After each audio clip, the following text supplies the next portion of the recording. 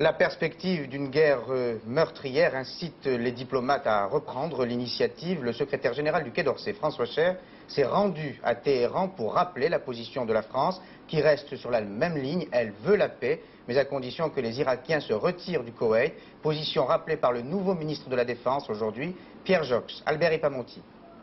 Avec Pierre Joxe à la Défense, fini les flottements. Le nouveau ministre se range résolument derrière le président de la République, sans état d'âme.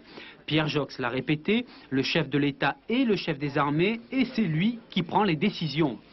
D'ailleurs, dans son premier message aux armées, le ministre de la Défense réaffirme la ligne présidentielle. Le combat, a-t-il écrit, dans lequel la France est engagée, est celui du droit.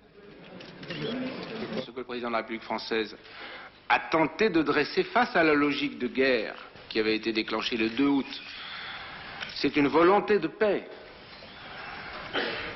L'action qui est entreprise actuellement par la France aux côtés des autres pays qui agissent en ce moment sur le plan militaire, elle est toujours dans cette logique et cette volonté de paix.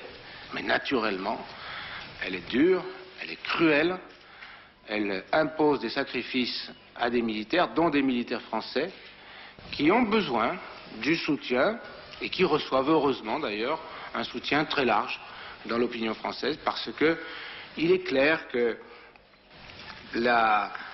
l'action entreprise est une action nécessaire, une action, il faut dire, malheureusement nécessaire. Et pour bien marquer la différence avec son prédécesseur, Pierre Joxe précise que les objectifs de guerre n'ont pas changé et que les Alliés respectent bien la mission fixée par les Nations Unies.